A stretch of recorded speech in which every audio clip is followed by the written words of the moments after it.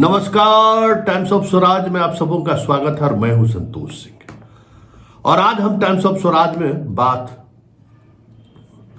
Solver gang की सक्रियता की कर रहे हैं, सॉल्वर गैंग की पहुंच की कर रहे हैं और किस तरीके से सॉल्वर गैंग बिहार की सरकार को चला रहे हैं उस विषय पर करने जा रहे हैं। सॉल्वर गैंग आप समझ गए होइएगा, सबसे ज़्यादा इसका प्रभाव मेडिकल के क्षेत्र में है और मेडिकल के क्षेत्र में वो किस स्तर पर खेल खेल रहा है किसी से छुपा हुआ नहीं है। नीट परीक्षा में जो कुछ भी हुआ, संजीव मुखिया जेल गया, सीबीआई पूछताछ की, बिहार पुलिस पूछताछ की, क्या निकला कुछ भी पता नहीं है। आराम से वो आया और जेल चला गया। कई महीने से वो भागा फिर रहा था, पकड़ा सीबीआई नहीं, पकड़ी बिहार पुलिस। और कुंदन कृष्णन यहाँ आए तो पकड़ा गया वो। अब समझ लीजिए क्या क्या खेल होता है इस प्रदेश में। जरा आप इसकी एक बानगी देखिए। यहाँ सिर्फ नीट में परीक्षा में ही सिलेक्शन नहीं होता है, कराता है ये सॉल्वर गैंग। परीक्षा के बाद डिग्री तक दिलाने का जिम्मा लेता है सॉल्वर गैंग। एमए मतलब एमबीबीएस एमडी से लेके डीम तक तो एक नया डिग्री आया है ना, वहाँ तक दिलाने का ठेका ले लेता है एडमिशन के साथ ही। मतलब स्थिति ये है कि मेडिकल में जो छात्रों का चयन हो रहा है, मतलब जो कम्पीट कर रहे हैं, उसकी स्थिति ये होती है कि सिर्फ मेडिकल एंट्रेंस परीक्षा ही नहीं, बाद के परीक्षाओं को भी मैनेज करने का काम सॉल्वर गैंग लेता है। जरा याद करिए, बेतिया मेडिकल कॉलेज का 3 छात्र पकड़ाया था पटना में, जो अपने जगह पर दूसरे छात्र को बिठाकर परीक्षा दिलवा रहा था। आर्यभट्ट यूनिवर्सिटी की तरफ से वो परीक्षा आयोजित की गई थी। पकड़ा गया, बड़ा हंगामा हुआ। मीडिया वाले सब जब तस्वीर लेने के लिए गए तो पूरा हंगामा हुआ। मतलब मारा नहीं, मीडिया वाले को खदेड़ कर, मतलब मेडिकल कॉलेज का छात्र सब जो है सो कैंपस जक्कनपुर थाना खाली करा दिया और थाना प्रभारी पर इतना दबाव बनाया कि थाना प्रभारी चुपचाप उसको जेल भेज दिया। चंद दिनों में उसे जमानत भी मिल गई।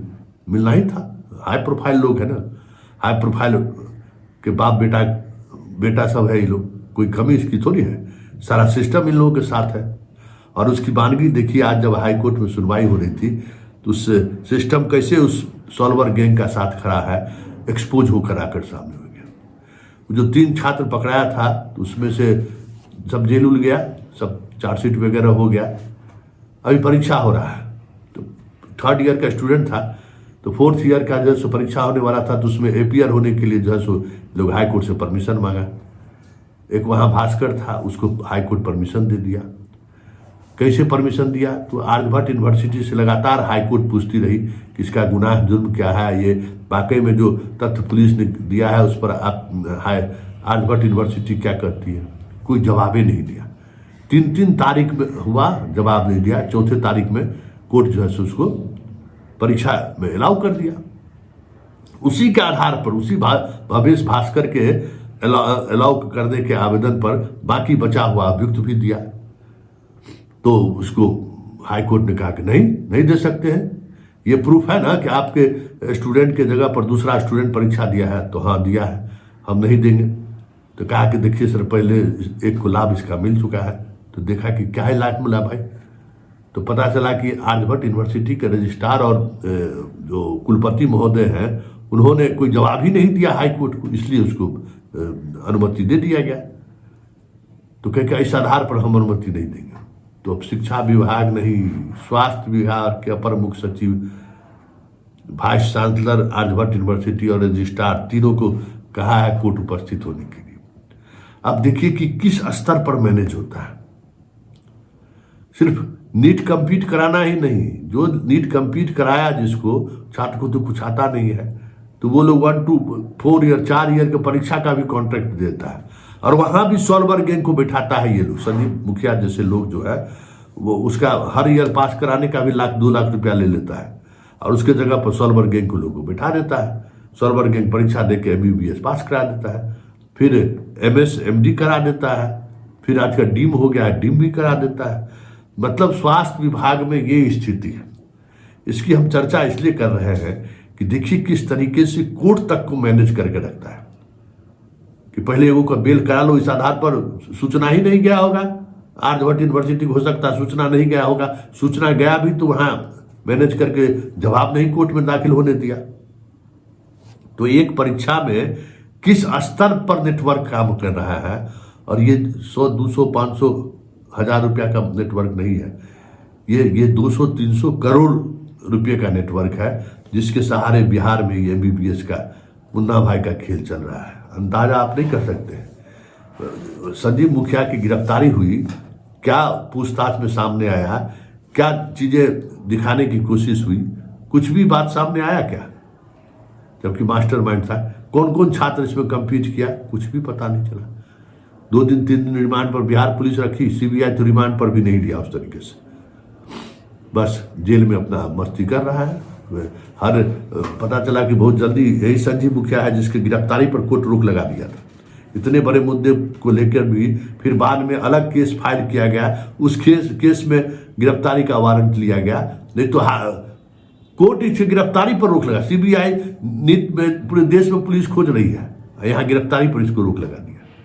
फिर दूसरे मामले में जो है इसको अभियुक्त बनाया गया, तब जाके ये गिरफ्तारी इसकी हुई है। मतलब कोर्ट भी समझ जाइए कि किसी को स्वाभाविक है भाई, किसी को बाल बच्चा को डॉक्टर बना देता है, इंजीनियर बना देता है, ITN बना देता है, तो और लोगों के जीवन में क्या है, बाले बच्चा के लिए तो सब कुछ करता है लोग, नौकरी BPSC कंप्लीट करा देता है। तो इससे बड़ा पावरफुल आदमी कौन है? तो सब उसको मदद करने के लिए आता है।